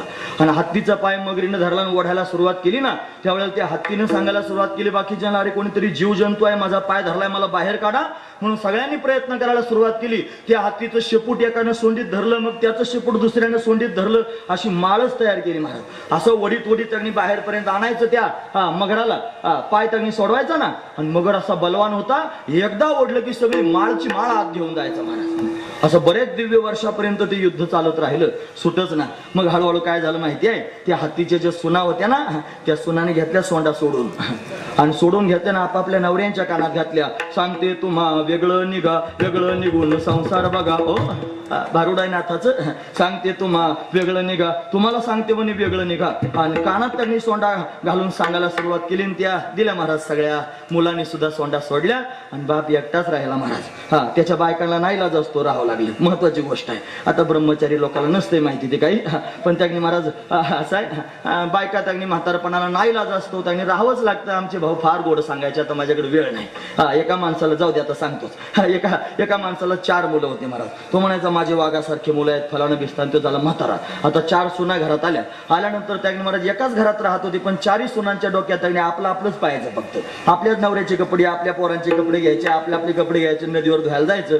म्हाताऱ्याचे काही कपडे कोणी धुत नव्हते, म्हातारा जागेवरच होते, त्याचं धोतार जागेवरच काळं पिवळं व्हायचं. मग आता काय करायचं, ते कोणी धुवायचं? नाईलाज असतो, म्हातारी त्याच्या जवळ होती, म्हातारीला धुवा लागायचं महाराज. ती म्हातारी आपली बघुल्यात घ्यायची, ती आपलं घ्यायची, समोर जायची, जिथं सुना धुणं धुतात ना त्यांच्या समोरच्या बाजूला जायची, आणि जाऊन त्यागणी बघुलं खाली ठेवायची, सुनांना आवाज जाईन अशा शब्दात बोलायला सुरुवात करायची. असं त्यागणी महाराज ते धुणं खडकावर वतायचं. वतून त्यागणी हातानं त्या धुण्यावर असं पाणी ओढायचं, आणि पाणी ओढून हातानं नाही धुवायचं, घाण झालेलं धोतर आहे ना, मग कसं काय हातानं धुवायचं? उभी राहायचं म्हातारीनं, असं पाय त्याच्यावर ठेवायचं, म्हाताऱ्याचं खात्यात, म्हाताऱ्याचं खात्यात, म्हाताऱ्याचं खात्यात असं करायचं. हा, म्हणजे कोण खातं म्हाताऱ्याचं? ते सुना. आणि म्हाताऱ्याचं खात्यात म्हाताऱ्याचं धुत नाही, मग कोण धुतं म्हाताऱ्याचं? ही धुते. कशाने धुते? पायती तरी काय हात लावते का? कोणी मोकळं नाही करण्याकरिता. महत्वाची गोष्ट आहे. आता त्याने आताच रस्त्याने कोणीतरी म्हणलं 50% मुलं समाजात अशी आहेत आता की फक्त आईबापाचे नरडेच दाबायचे राहिले. अशी अवस्था समाजाची आहे. त्याचं कारण लोकांना धर्म मान्य नाही, त्याचं कारण लोकांना देव मान्य नाही, त्याचं कारण लोकांना संत मान्य नाही, त्याचं कारण लोकांना हे सप्ताह परमार्थाचे आयोजन लोकांना मान्य नाहीत, म्हणून अशी अवस्था पाहायला मिळाली. आता अजून काय होईल आणि काय पाहायला मिळेल सांगता येत नाही. भयंकर असणारी परिस्थिती आहे. म्हणून त्यांनी हे सांगायची सुद्धा गरज आहे महाराज. आता सध्या कोणी राहिलं नाही हत्तीच्या जवळ, मग एकटाच राहिला महाराज. मग तुम्ही ऐकतात ना सर्वजण, हा काही पुराणातला हत्ती नाही सांगत मी तुम्हाला, घरोघर हत्ती आहे. हा, आणि घरोघरच्या हत्तीची ही कथा आहे महाराज. शेवटी एकट्यालाच राहावं लागते त्या हत्तीला. मग त्याने महाराज त्यानं ते सोंडेत फुल घेतलं ना, आकाशाच्या दिशेने भिरकावलं. कोण होईल तो ब्रह्मांड चालक, आपणची हाक देईल हाके म्हणल्याबरोबर त्याने महाराज भगवान धावतच निघाले. वैकुंठात बसले होते, खाडकन उठून उभे राहिले. लक्ष्मीबाईने विचारलं कुठे निघालात? ह कहे लक्ष्मी, ती कहे गजराज, आगे चलत गोली, पिछे होता आवाज. गोळी त्यांनी बंदुकीतून निघाली की त्यांनी गोळी निघून जाते, मग आवाज होतो. असं आहे ना, तसा भगवान त्यांनी एवढ्या वेगाने निघाला. हत्ती म्हणाला जेवढा वेळ लागतो एवढ्या वेळात हत्ती जवळ पाचारिल्या सरिसा पावे ऐसी सवे बराडी. लगेच आला महाराज, आणि येऊन त्यांनी महाराज सुदर्शन चक्र घेऊन मगराचं मस्तक त्यांनी उडवलं, हत्तीला मुक्त करून टाकलं. हा भगवंताचा स्वभाव आहे.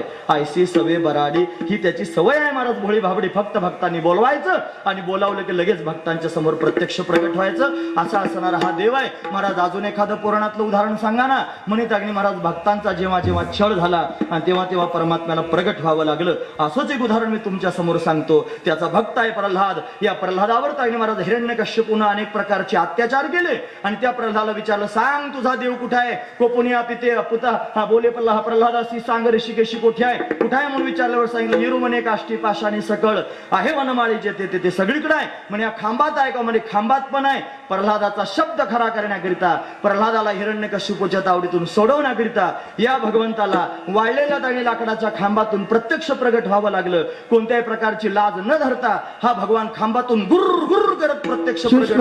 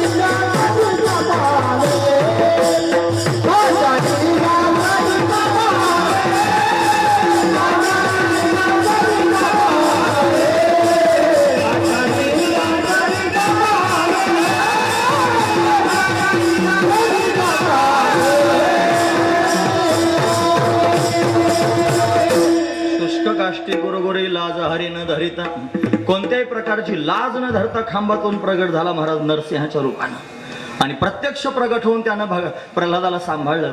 प्रल्हादावर भगवंतानं कृपा केली महाराज आणि प्रत्यक्ष नरसिंहाच्या रूपात प्रगट झाला. गुर्र गुर्र करतोय, कोणाच्यानं शांत होईना. सगळे देवदेवता समोर गेले, देवा शांत व्हा, तरी गुरगुराट बंद होईना. मग ब्रह्मदेव गेला समोर, शांत व्हा देवा, तरी पण देव शांत होईना. मग त्यांनी प्रत्यक्ष भगवान शंकर गेले, तरी शांत होईना. मग त्यांनी लक्ष्मीबाई गेल्या, तरी शांत होईना. मग आता काय करायचं? हा शांतच होत नाही म्हणे. मग याच्या प्रल्हादाला पाठवा. मग 5 वर्षाचा प्रल्हाद भगवंताच्या समोर गेला, नारायण नारायण करत. सगळेजण घाबरले होते ना महाराज आधीच. कोणी त्याच्या समोर थांबायला तयार नाही. प्रल्हादानं नारायण नारायण म्हणायला सुरुवात केली. त्याच्या चरणावर मस्तक ठेवल्याबरोबर त्यांनी भगवान शांत झाला. पाहायला लागला, कोण माझ्या पाया पडत आहे? पाहिलं तर प्रल्हाद होता. म्हणून नाम प्रल्हाद उच्चारी तया सोडवी नर हरी, उचलून घेतला कडीवरी भक्त सुखे निमाला. शांत झाला महाराज, गुरगुराट त्याचा थांबला. नाहीतर ब्रह्मदेव समोर चालला होता शांत करायला, आता शांत करतो मला, गुर्र गुर्र गेलं की ब्रह्मदेव पळून गेला. भगवान शंकर गेले म्हणे, आता हे प्रलय करणारे आहेत, यांना तरी शांत होईल. निदान हातात त्रिशूळ डमरू घेऊन तिरुबाबात गेले, गुर्र गुर्र केल्याबरोबर ते पळून गेले. म्हणे तुम्ही का पळत आहात? तुम्ही तर प्रलयंकर आहात. म्हणजे मी प्रलयंकर आहे, गोष्ट खरी आहे, पण माझाच प्रलय व्हायची बारी आहे. एवढा तापलाय म्हणे. उग्रवीरम महाविष्णुम ज्वलंतम सर्वतोमुखम नृसिंहम भीषणम भद्रम मृत्यू मृत्युम नमाम्यहम. मृत्यूचाही मृत्यू असणार हा परमात्मा भगवान शंकराला भय त्यांनी वाटेल असा त्याचा स्वभाव आहे, असा तो परमात्मा. म्हणे मग नाही कोणाच्यानं शांत होत, त्याच्या बायकोला तरी पाठवा. एखादा माणूस बाहेर फार गुरगुराट करीत असतो, पण घरात गेल्यावर पाहायचं खरंच गुरगुर करतो का? बऱ्याच वेळेला घरामध्ये तो म्याऊ असंही करू शकतो. बाहेर जरी त्यांनी महाराज मोठ्या डरकाळ्या फोडीत असला तरी असं असतं, फक्त सांगायचं नसतं. बरं महाराज, याला झाकली मूठ 1.25 लाखाची म्हणतात. पण बाहेर किती डरकाळ्या असल्या तरी घरात महत्वाची गोष्ट आहे. पण याच्या बायकोला त्यांनी पाठवा. लक्ष्मीबाई त्यांनी निघाल्या असं सुंदर त्यांनी सास धास करून म्हणे, यांना शांत करणं म्हणजे माझ्या डाव्या हाताचा मळा आहे, मी जाते. लक्ष्मीला जरा 2 पावलं जास्तच जवळ येऊ दिले. गुर्र केल्याबरोबर लक्ष्मीबाई धूम ठोकून पळाल्या. म्हणे तुम्ही का पळता? म्हणे बाई यांची सगळे रूप पाहिले, पण हे असलं मी कावाच नव्हतं पाहिलं. म्हणजे लक्ष्मी घाबरली, ब्रह्मदेव घाबरला, भगवान शंकर घाबरले, पण प्रल्हाद घाबरला नाही. प्रल्हादाला त्यांनी महाराज मांडीवर घेतलं आणि भगवान त्याच्या गालाला चाटू लागले, त्याच्या मस्तकावरून हात फिरू लागले. हे पाहून सगळे लोक त्यांनी महाराज विचारात पडले, कसा देव आहे याला कशाची लाज वाटत नाही. वाळलेल्या लाकडातून गुरगुर करत त्यांनी प्रत्यक्ष प्रगट होतो काय, आणि कोणत्याच प्रकारची लाज मनामध्ये न धरता भक्ताला मांडीवर घेऊन त्याच्या गालाला चाटतो काय, त्याच्या मस्तकावरून हात फिरवतो काय. याच्या पुढचा मुद्दा लक्षपूर्वक आहे का? फक्त चाटलं त्याच्या डोक्यावरून हात फिरवला असं नाही, त्याच्या समोर हात जोडले. प्रल्हादा मला क्षमा कर प्रल्हादा, माझ्यामुळे तुला उकळत जळत्या तेलात टाकलं काय, उंच कड्यावरून ढकलून दिलं काय, माझ्यामुळे तुला वेदना सहन कराव्या लागल्या, मला क्षमा कर भगवंता. हात जोडून प्रल्हाद हात जोडून भगवान प्रल्हादाच्या समोर क्षमा मागतोय. आणि मग प्रल्हादानं सांगितलं, देवा मला जरी त्यांनी एवढ्या वेदना दिल्या तरी सुद्धा तुम्ही मला कुठे अंतर दिलं, तुम्ही मला सांभाळण्याकरिता प्रत्यक्ष प्रगट झाला, म्हणून त्यांनी मी हाक मारल्याबरोबर मला प्रत्येक संकटातून तुम्ही बाहेर काढलं. हा तुमचा स्वभावच आहे. हा तुम्ही त्यांनी महाराज पाचारिले आसरी सापावे ऐसी सवे बराडे, तुमची सवय मला माहिती आहे, म्हणून तुमचं नामचिंतन केलं, तुम्ही मला सोडवण्याकरिता आलात, म्हणून मी माझा धर्म सांभाळतोय, तुम्ही तुमचा धर्म सांभाळा. हा भगवान भक्तांकरता कोणत्याही प्रकारची लाज धरत नाही. लाज न धरता भक्तांच्या मागे मागे फिरत राहतो महाराज. लाज टाकून भक्तांचा होतो महत्वाची गोष्ट आहे. अजून 10 मिनिटं माझ्या वाट्याला आहेत. किती धावपळ करत करत मी, बरोबर आहे ना, माझं पुढं आहे का घड्याळ? नाही ना, 7 मिनिटं आहेत म्हणा, असू द्या. हे पण मला घड्याळ दाखवलेलं आवडत नाही कोणी, माझा दुर्गुण आहे तो. मी देवाची कथा सांगताना कोणी घड्याळ दाखवलं की मला वाटतं मी काहीतरी पाप करतोय. म्हणून त्यांनी कृपा करून मला कोणीच घड्याळ दाखवू नका. मला याच्यानंतर जेवायचंच आहे आपल्या सगळ्यांना, म्हणून जेवण मी 5-10 मिनिटातच थांबेन. फक्त माझी विनंती आहे, कोणी घड्याळ दाखवू नका. महत्वाची गोष्ट सांगतो, ऐका पुढे. असं आता सांगावंच लागतं त्याला. मी काय करू, दाखवलं की माझा मेंदू खराब झालेला आहे, अजून खराब होतो. म्हणून त्यांनी लक्षात घेण्यासारखी गोष्ट आहे. भगवान त्यांनी लाज धरत नाही कोणाकरिता, भक्तांकरिता लाज सोडून देतो महाराज. भक्तांच्या पाया पडत हिंडत राहतो, भक्तांच्या मागे मागेच त्यांनी महाराज फिरत राहतो. कोणत्याच प्रकारची लाज न धरता त्यांनी महाराज भक्तांना आलिंगन देतो. हा राम रूपात प्रत्यक्ष प्रगट झाला. राम त्यांनी महाराज जगाचा मालक आहे, अनंत कोटी ब्रह्मांडाचा नायक आहे. पण हा भगवान त्यांनी महाराज भक्तांची घरं शोधित शोधित जातो. यानं त्यांनी महाराज एका निषादाला विचारलं, म्हणे का रे या जंगलात माझी शबरी कुठे राहते? तो म्हणा, देवा ती भिलाची बाई म्हणे, तिचं तुम्ही हे करताय, हातात धनुष्य घेतलं, मुंडकं सोडून टाकतो म्हणे तुझं, मला तिचा पत्ता सांग कुठे आहे. गपचूप त्यांनी पत्ता सांगितला आणि तिच्या घरी भगवान गेले. लाज सोडून तिच्या घरी जाण्याची तयारी महाराज. भिल्लाला त्यांनी विचारतोय, केवट त्यांनी नाव ओलवत होता ना, या केवटाला त्यांनी महाराज वरदान होतं. कशाचं वरदान म्हणजे त्याला एक पण केलं होतं. कशाचं पण होतं माहिती आहे महाराज तुम्हाला? त्यानं शर्यत लावली होती आणि त्या शर्यतीत त्यांनी महाराज नावेत त्यांनी कोण जास्त लवकर पलीकडच्या बाजूला जाईल त्याचा 1 नंबर आला. मग 1 नंबर आल्यानंतर त्या दिवशी त्यांनी ठराव पाजला, तुला काय पाहिजे माग, तुम्हाला 1 दिवस असा द्या की त्या दिवशी फक्त माझी एकट्याचीच नाव असली पाहिजे पाण्यात, दुसरी कोणाचीच नसावी.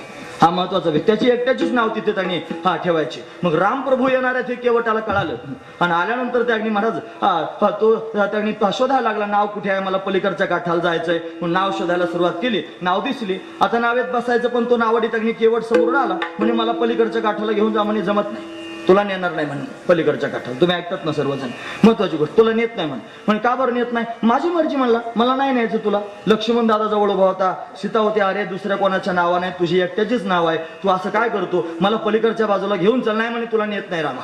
असं म्हणल्यावर म्हणे, का बरं नेत नाही, त्याचं कारण तरी सांग. मला तुझं वर्म माहिती आहे. वर्म माहिती आहे मला, तुझी खून माहिती आहे म्हणे, मला तुझं वर्म कळालेलं आहे. वर्म कळालं म्हणल्यावर लक्ष्मण म्हणलं, अरे आम्ही संगत जन्माला आलो, मला याच सगळे वर्म काय असं कोणतं वर्म आहे जे मला माहित नाही तुला माहिती आहे म्हणे, सांग कोणतं वर्म तुला माहित आहे. असं म्हणल्यानंतर त्याने महाराज केवट बोलायला लागला, हे मैंने चरणों की महिमा सुने हे प्रभो, नाव लकडी की मेरी पुराणी प्रभो. देवा मी तुझ्या चरणांचा महिमा ऐकलाय, मला माहिती आहे तुझ्या पायाची धूळ लागल्याबरोबर त्यांनी दगडाची बाई होऊ शकते. म्हणून त्यांनी अहिल्या होती ना शिळा, तुझ्या पायाच्या स्पर्शाने स्त्री झाली याचं मला ज्ञान आहे. आणि माझी नाव आहे, त्या नावेला जर तुझे पाय लागले आणि नावेची जर बाई झाली तर मला पहिली एक बायको आहे आणि ही दुसरी म्हणल्यावर 2 कशा सांभाळायच्या, मला जमत नाही, मला अजिबात माझ्या नावेत बसायचं नाही. तू मला तुझं बघून घे, मला जमत नाही म्हणे. नाव लकडी की मेरी पुराणी प्रभू, जुनी नाव आहे म्हणलं माझी. अरे असं काय करतोस केवटा, मला पलीकडच्या बाजूला घेऊन जा. काकुळती यायला लागला राम.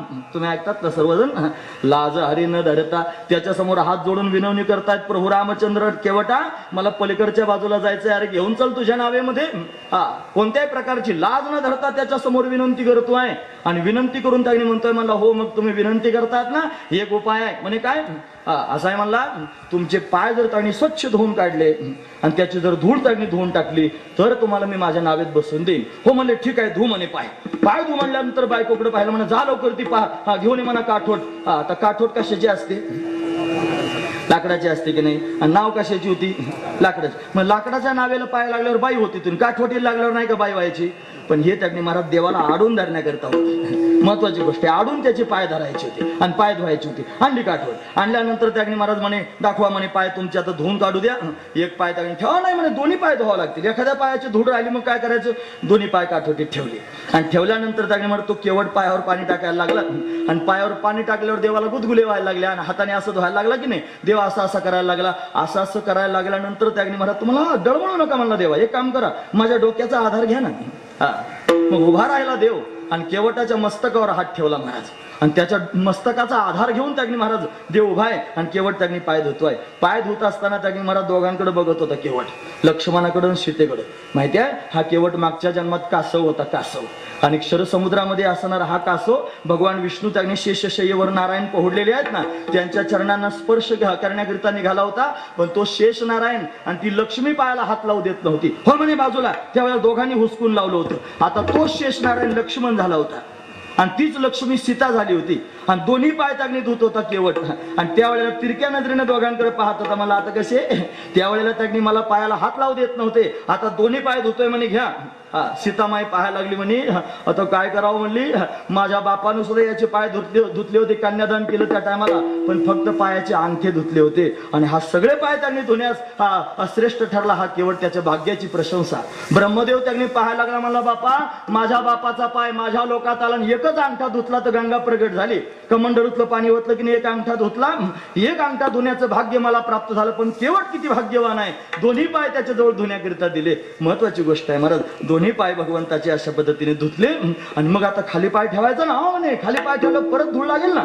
मग साष्टांग प्रणिपात देवाच्या समोर अशा पद्धतीने केला आणि म्हणे माझ्या पाठीवर पाय द्या. त्याच्या त्यांनी पाठीवर पाय देऊन भगवान त्यांनी अशा पद्धतीने नावेत बसलेले आहेत. दादा लक्ष्मण बसला, सीतामाई बसली आणि मग ती नाव ओलवायला सुरुवात केली.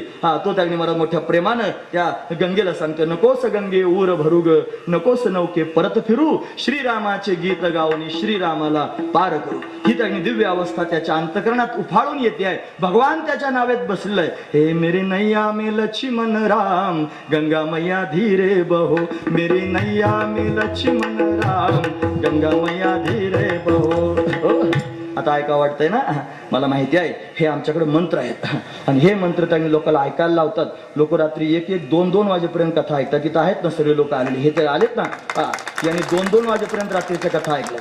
म्हणून भगवंताच्या चिंतनाकरिता घड्याळाची मर्यादा नसावी, नाही तर यम सुद्धा काटा करतो जर घड्याळाचा काटा दाखवला तर. महत्वाची गोष्ट आहे. म्हणून परमार्थात काटा नसावा, नाही तर यम कधी काटा करील उचलून नेईल सांगता येत नाही. म्हणून सावधान असू द्या. मेरी नैया में लक्ष्मण राम, गंगा मैया धीरे बहो. गंगेची विनवणी करतोय, केवट की नैया भिगरथी की गंगा, दशरथ के राघव राम, गंगा मैया धीरे बहो. प्रभु जी नाव किनारे लगा, प्रभु जी नाव किनारे लगा.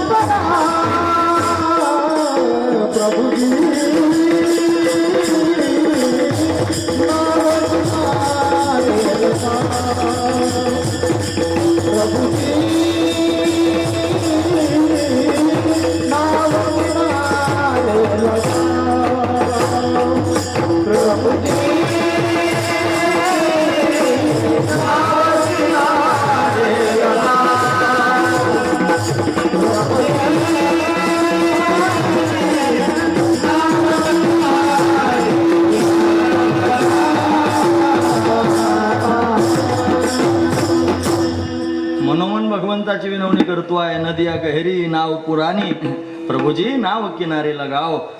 म्हणून माझ्या नावेत राम लक्ष्मण बसल्यात मेरे नैया मे लक्ष्मण राम हा गंगा मैया धीरे बहो असं त्याने म्हणतोय. आणि पहिलं तिराला भगवंताला घेऊन गेला. हा भगवंतानं काहीतरी द्यायचं ठरवलं महाराज त्याला, पण त्याने घेतलं नाही. हा का बरं माहिती आहे? तो म्हणला रामा अजिबात नको म्हणे. का बरं? सारख्या धंद्याचे लोक एकमेकांकडून काही घेत नाहीत म्हणे, आपल्या दोघांचा धंदा सारखाच आहे. असं म्हणल्यानंतर लक्ष्मण रागावला म्हणतो मला नावाडे आहेस मला साधन, हा जगाचा मालक आहे म्हणे रामन, सारखा धंदा म्हणतोस म्हणे. हो सारखाच धंदा म्हणे. कसं काय? मी लोकांना नावेत घालून नदीच्या पलीकडच्या तीराला नेतो आणि हा त्यागणी महाराज नावेत घालून लोकांना भव नदीच्या पलीकडच्या तीराला नेतो. त्याचा माझा धंदा सारखाच आहे, आम्ही काही एकमेकाकडून घेणार नाही. घेतलं नाही काही. मग त्यागणी महाराज प्रभू निघून गेले. त्याने डोळ्याला पट्टी बांधली. 14 वर्ष त्यागणी महाराज भगवंताची वाट पाहिली आणि पुष्पक विमानात बसून प्रभू ज्या वेळेला अयोध्येला जायला निघाले त्यावेळेला केवटाला भगवान विसरले नाहीत महाराज. ते विमान तिथे उतरलं आणि त्या केवटालाच नाही त्याच्या पत्नीला सुद्धा विमानात बसून त्यागणी भगवंतानं नेलं. असा हा भगवान भगवंतावर भक्तांवर प्रेम करणार आहे. म्हणून त्यागणी महाराज पहार हे दैवत कैसे भक्ती पिसे भावे, की याला भक्तीचं वेळ लागल्या कारणानं, भक्तांविषयीचा भाव याच्या पोटात असल्या कारणानं भक्तांकरता अशा पद्धतीने त्यागणी वागायला सुरुवात करतो. माझ्याकडे हजारो भक्तांची पुरावे त्यागणी प्रमाणे सांगता येतील. निर्धारित वेळ माझी संपून गेलेली आहे, मी पुढे जातो आहे. काय काय अजून करतो भक्तांकरता? हा भक्तांच्या करता कधी हरिरूपात प्रगट होतो, कधी हराच्या म्हणजे शंकराच्या रूपात प्रगट होतो, कधी आणखी कोणत्या रूपात प्रगट होतो, अनेक अवतार धारण करून येतो. एवढंच नाही, हा कधी कधी हरिहर ऐक्य रूपाने प्रगट होतो, तर कधी त्यागणी महाराज अर्धनारी नटेश्वराच्या रूपाने प्रगट होतो. हा त्याचा स्वभाव आहे. भक्त त्याला ज्या रूपात त्यांनी बोलावतील. हा शिव महापुराणात आलेली ती कथा आहे. भक्ताच्या अंतकरणात भगवंताला अर्धनारी नटेश्वराच्या रूपात पाहण्याची इच्छा झाली, म्हणून भगवंतानं त्याच्या समोर अर्धनारी नटेश्वराचं रूप धारण केलं आणि अशी रूपडी धारण करून भक्तांच्या मागे मागे धावतो. अभंगाचं शेवट तुका म्हणे अर्धनारी, तुका म्हणे अर्धनारी, तुका म्हणे अर्धनारी,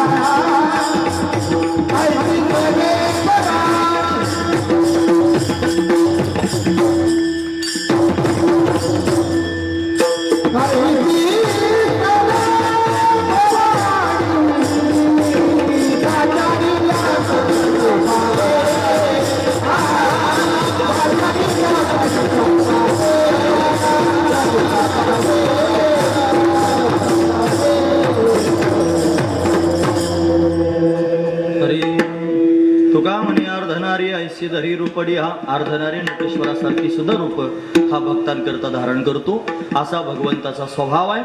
तो संक्षिप्त रूपाने आपण तास दीड तासात पाहण्याचा प्रयत्न केला. बरंचसं माझ्याकडे बोलण्यासारखं अजून आहे, पण आता मी लगेच थांबणार आहे. का बरं हा भाग निवडला? याचं कारण एवढंच आहे की हा भगवंताचा स्वभाव असा आहे की भक्तांच्या मागे धावत फिरतो. हा महिपती महाराजांच्या मागे धावत धावत फिरतोय. आपण महिपती महाराजांची सेवा करतोय, त्या निमित्तानं महिपती महाराज इथे हजर आहेत आणि महिपती महाराज इथे हजर आहेत म्हणून जगाचा मालक तुमच्या कणगरमध्ये हजर आहे. हा महत्वाची गोष्ट, कारण त्याचा स्वभावच आहे भक्तांच्या मागे धावायचं. म्हणून भक्तांच्या मागे धावत धावत येतो. हे कणगर म्हणजे प्रत्यक्ष पंढरपूरच झालेला आहे. म्हणून प्रत्यक्ष जगन्नियंता परमात्मा तुमच्या या कणगरमध्ये तगणे हा उभा आहे हे तगणे समजायला काहीच हरकत नाही. हा प्रत्यक्ष अनुभवचा एवढा आनंद सर्वजण घेत आहे. म्हणून भगवान तगणे अशा पद्धतीने अनेक भक्तांकरता येतो. म्हणून तगणे आपल्या ताहराबादमध्ये भगवान या ठिकाणी वास्तव्य करतोय. आपण भाग्यवान आहोत. मोठी महिपती महाराजांची वारी तगणे पडते. परत तगणे तुम्ही दिंडी घेऊन अशा पद्धतीने पंढरीला जाता. सर्वांना तगणे महाराजांच्या माध्यमातून आनंद प्राप्त होतो. या वारकरी संप्रदायामध्ये सगळ्या संतांची तगणे महाराज ग्रंथ संपदा वाङ्मय विपुल स्वरूपात पाहायला मिळतो. त्याच्यामध्ये महिपती महाराजांची सुद्धा ग्रंथ संपदा विपुल आहे. फार जास्त प्रमाणात ग्रंथ संपदा आहे. भक्ती लीलामृत आहे, संत लीलामृत आहे, भक्त विजय आहे, अजूनही काही ग्रंथ तगणे आहेत. हे सगळेची सगळे ग्रंथ तगणे महाराज समाजाच्या समोर प्रत्यक्ष प्रगट व्हावेत. ते छापून तगणे महाराज ग्रंथरूपाने सगळ्या समाजाला मिळावेत हे अतिशय महत्वाचं आहे. आणि हे काम तगणे बाहेरचे कोणतेच लोक करणार नाहीत. जी माणसं महिपती महाराजांवर अंतकरणापासून प्रेम करतात तीच माणसं हे सगळं करू शकतात. म्हणून भविष्यात जेव्हा कधी तगणे हे सप्ताह वगैरे आयोजित तगणे होणार असतील, नारळी सप्ताह फिरता सप्ताह होणार असेल, त्यावेळेला एक मुद्दा हा सुद्धा मांडला की तुम्ही एवढा मोठा खर्च करणार आहात, त्याच्यामध्ये एक ग्रंथ प्रकाशनाचा खर्च सुद्धा सर्वांनी मिळून करावा आणि तो तगणे महाराज ग्रंथ समाजाच्या समोर यावा. मोठ्या मोठ्या यात्रेच्या वेळेला आता इथे सुद्धा एवढा मोठा समाज जमा झालेला, या सगळ्यांच्या समोर महिपती महाराजांचे ग्रंथ विक्री करता असायलाच हवे होते. इथं ठेवायलाच पाहिजे होते. पण ती एका अंगानं खंत आहे. म्हणून महिपती महाराज जर लोकांना कळाले, महिपती महाराज जर जगाच्या समोर प्रकाशात आले तर कशानं प्रकाशात येतील? त्यांच्या वाङ्मयाच्या माध्यमातून प्रकाशात येतील, त्यांच्या ग्रंथांच्या माध्यमातून प्रकाशात येतील. नाहीतर आपण तगणे महाराज जेवढी प्रेम करणारी पंचकृषे असे नारळ उचलून सप्ताह आपण करीत राहू. ताहराबादमध्ये पण सप्ताह होतील, दिंड्या पण निघतील, पण सगळ्या वारकरी संप्रदायात जर तगणे महाराज महिपती महाराजांच्या नावाचा डंका वाजायचा असेल तर ग्रंथ सगळ्या समाजाच्या समोर गेले पाहिजेत. हे अतिशय महत्वाचं आहे. म्हणून तगणे महाराज काही शहाणपणा मला सांगायचं नाही, काही खुशालकी ते छाप करून घ्यायचा धंदा माझ्याकडे देवानं दिला नाही. म्हणून त्यांनी सरळ सरळ गोष्ट सांगतो की मला माझ्या श्री गुरूंच्या माध्यमातून प्रेरणा झाली की तुकोबरायांचं चरित्र त्यांनी प्रकाशित व्हावं. मग संप्रदाय मान्य असणारं चरित्र जर कोणतं असेल तुकोबरायांचं तर महिपती महाराजांनी केलेलं आहे. म्हणून ते चरित्र तगणे महाराज थोडासा वेळ तगणे देवानं दिला आणि म्हणून त्याच्यातून तगणे महाराज लिखाणाचं काम झालं. या तुम्हाला सर्वांना माहिती आहे, महाराज मंडळींना माहिती आहे की याच्या आधी निळोबरायांचा गाथा प्रकाशित झालाय, बहिणाबाईंचा गाथा प्रकाशित झालाय, सार्थ, त्याच्यानंतर नाथांचे 4-5 छोटे छोटे ग्रंथ प्रकाशित झालेले आहेत. तसं तगणे महाराज श्री जगद्गुरु तुकोबरायांचं चरित्र सुद्धा जे महिपती महाराजांनी केलेलं आहे भक्ती लीलामृतामधलं, आणि ते आता प्रकाशित काशीला होणार आहे. आणि ते काशीत प्रकाशित झाल्यानंतर तगणे महाराज त्याचं दुसरं प्रकाशन आळंदीमध्ये होणार आहे. उद्याच्या तगणे मे महिन्यामध्ये अधिक महिना आलेला आहे आणि या अधिक महिन्यामध्ये 19 मे पासून तर 26 मे पर्यंत मोठा सप्ताह आळंदीमध्ये तगणे आयोजित केलेला आहे. आणि त्या सप्ताहामध्ये 2 सत्रात श्रीमद भागवत कथा होईल. सकाळी तगणे काकडा, त्यानंतर विष्णू सहस्रनाम बहिणाबाईंच्या गाथ्याचं पारायण होईल आणि संध्याकाळी तगणे महाराज 7:30 ते 9:30 या काळामध्ये वयोवृद्ध असणाऱ्या कीर्तनकारांची कीर्तन तगणे सेवा तगणे होणार आहे. आणि म्हणून तगणे सर्वांना पर्वणीच आहे. आणि त्या सप्ताहामध्ये महिपती महाराजांनी केलेल्या तुकोबरायांच्या चरित्राचं प्रकाशन होणार आहे. म्हणून सगळ्या तगणे महाराज या पंचकृषीतील भाविकांना, महिपती महाराजांवर प्रेम करणाऱ्या सगळ्याच भाविकांना आजच आमंत्रण देतो की त्यावेळेला तुम्ही सर्वांनी प्रकाशनाकरिता आवर्जून तगणे उपस्थित राहा. असं म्हणून तगणे निर्धारित वेळ माझी संपून गेली. 9:10 झालेले आहेत. आता मी थांबणार आहे. माझ्या समोर तगणी मोठी मोठी महाराज मंडळी दिसत आहेत. एकाचे मनोव्यापारे हे विश्वचे होय संवरे. कोणाकोणाचं काय काय तगणे वर्णन करू, जे सगळे अधिकारानं फार मोठे आहेत, माझ्यापेक्षा वयानं मोठे आहेत, ज्ञानानं मोठे आहेत, अधिकारानं तगणी मोठे आहेत. म्हणून सर्वच तगणी महाराज मंडळी मोठं मन करून माझ्या समोर बसलेले आहेत.